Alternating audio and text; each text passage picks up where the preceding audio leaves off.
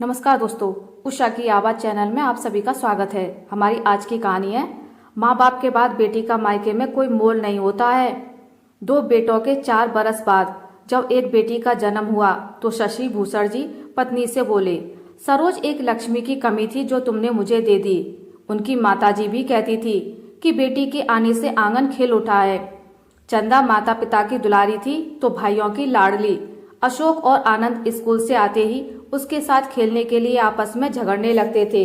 ऐसे ही हंसते खेलते दिन बीतने लगे और तीनों बच्चे बड़े हो गए। शशि भूषण जी का हार्डवेयर का शॉप था। बीए करके अशोक उनका सहायक बन गया और आनंद के लिए उन्होंने एक और शॉप खोल दी। इस तरह से उनके घर में लक्ष्मी की वर्षा होने लगी। अशोक और आनंद का विवाह कराकर शशि भूषण जी 2 बहुएं घर में ले आए। दोनों ही सुशील और गुणवंती थी। 1-2 साल में बहुओं की गोद में बच्चे भी खेलने लगे। अब उन्हें इंटर में पढ़ने वाली अपनी बेटी चंदा के विवाह की फिक्र होने लगी। पत्नी के सामने अक्सर अपनी चिंता व्यक्त करते, मेरी फूलसी बच्ची के लिए राजकुमार सा वर कहाँ मिलेगा। तब सरोज हंसकर कहती, चिंता क्यों करते हैं, हमारी चंदा तो राज करेगी, राज। संयोग से शशि भूषण जी के एक परिचित ने उन्हें एक अच्छा रिश्ता बता दिया। परिवार में सास ससुर और एक बड़ा भाई, स्मार्ट लड़का और बैंक में काम करता है। अच्छी बात यह थी कि बेटी अपने ही शहर में रहेगी। शशि भूषण जी बोले, चंदा का ग्रेजुएशन पूरा हो जाता तो। तब सरोज बोली, हाथ आए रिश्ते को जाने नहीं दीजिए, और फिर कौन सा हमारी बेटी को नौकरी करनी है। पत्नी की बात मानकर शशि भूषण जी उस परिवार से मिल आए। चंदा और राहुल ने एक दूसरे को पसंद कर लिया तो एक शुभ मुहूर्त में उन्होंने दोनों का विवाह करा दिया। ससुराल में पति के साथ साथ सास ससुर का प्यार पाकर चंदा बहुत खुश थी। वह जब मायके आई तो बेटी के चेहरे की चमक देखकर सरोज ने तुरंत उसकी नजर उतार ली। देखते ही देखते 2 साल बीत गए। एक दिन चंदा की सास बोली, बहू, अब परिवार बढ़ाने के बारे में भी सोचो। बच्चे के बिना तो ये घर आंगन सूना ही है ना। तब वो जी मम्मी जी कहते हुए शर्मा गई थी।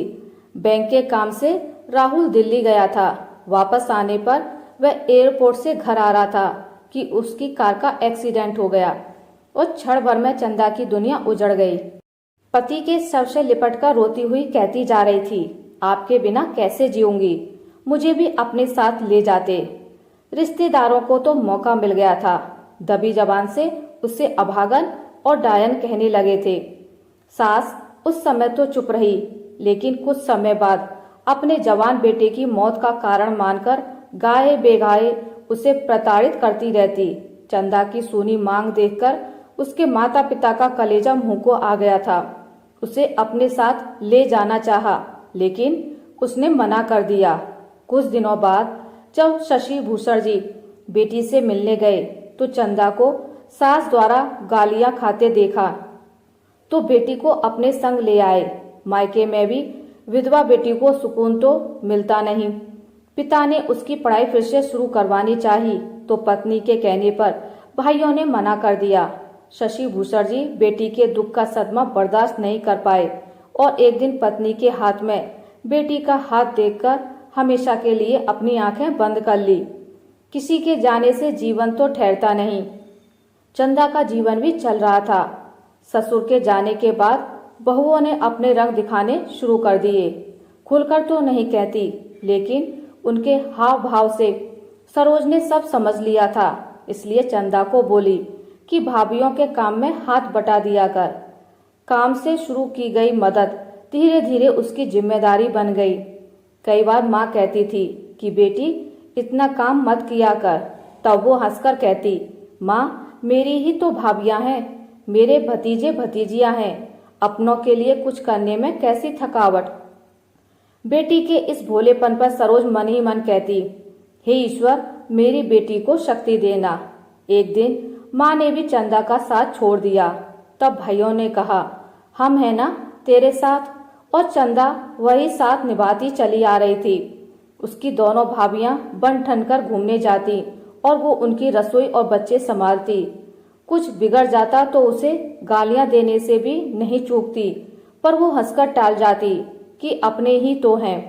उसके दोनों भाई अपनी छोटी बहन को अपमानित होते देखते, लेकिन पत्नी का विरोध करने की हिम्मत नहीं जुटा पाते।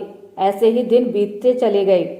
एक दिन की बात है, चंदा अपने भतीजे को स्कूल से लेकर आई तो काफी थक गई थी। पानी लेने के लिए वो रसोई में जाने लगी तो बड़ी भाभी के कमरे से अपना नाम सुनकर वह ठिठक गई। छोटी भाभी कह रही थी, बड़े भैया ना माने तो। बड़ी भाभी तीव्र स्वर में बोली, अरे मानेंगे कैसे नहीं, हमारे बच्चे बड़े हो रहे हैं, अब उनकी बहन का यहाँ क्या काम। 2 बच्चों का पिता है तो क्या हुआ, पैसे की तो कोई कमी नहीं है। अब इस उम्र में महारानी को कोई छैल छबीला तो मिलेगा नहीं। ये सुनकर उसे ऐसा लगा जैसे किसी ने उसके कलेजे पर हथौड़ा मार दिया हो। किसी तरह से स्वयं को संभालती हुई वो कमरे में आकर अपने माता पिता की तस्वीर के आगे रोने लगी। जिन भाभियों को उसने अपना समझा, उन पर विश्वास करके अपने आत्मसम्मान को किनारे करके अपमान का घूंट पीती रही। उनके दिल में इतना जहर। बचपन में जब उसकी एक सहेली ने कहा था कि माता पिता के न रहने पर ननद को उसकी भाभी नौकरानी से भी बदतर समझती है, तब उसने गर्व से कहा था कि मेरी भाभियां ऐसी नहीं हैं। वो कितनी गलत थी। आज ये सारा भ्रम टूट गया था। चंदा ने अपने आंसू पोंछे, एक बैग में कुछ कपड़े डाले और एक कागज पर लिख दिया, भैया मैं जा रही हूँ। शायद यहीं तक हमारा आपका साथ लिखा था।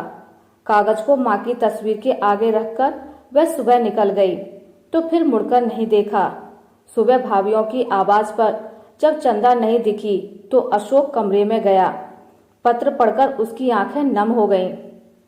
चंदा की भाभियां तो अंदर ही अंदर बहुत खुश हुई कि चलो बला टली, लेकिन ऊपर से पति को सुनाती, मुंह पर कालिख पोतकर चली गई। अब समाज को क्या मुंह दिखाएंगे। दिन गुजरते चले गए। एक दिन दोपहर के समय अशोक की पत्नी मार्केट करके वापस आ रही थी कि अचानक एक तेज आती बाइक ने उसको टक्कर मार दी और वह बेहोश होकर गिर पड़ी। होश आया तो अस्पताल के बेड पर थी। माथे पर पट्टी बंधी हुई थी और एक हाथ में स्लाइन चढ़ा हुआ था।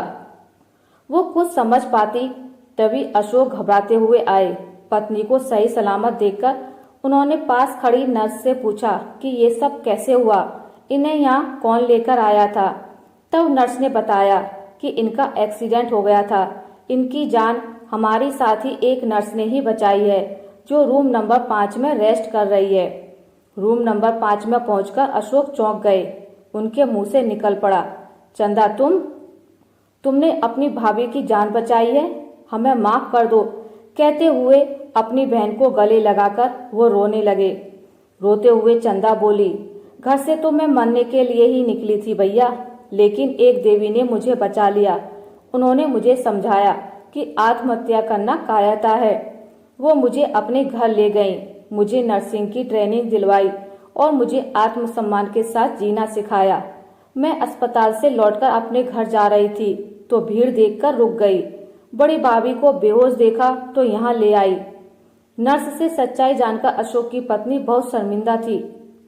चंदा को देखा तो उसका हाथ पकड़कर रोने लगी। एक दिन बाद वो डिस्चार्ज होकर घर चली गई। नाइट ड्यूटी करके चंदा अपने कमरे में आराम कर रही थी कि अचानक डोरबेल बजी।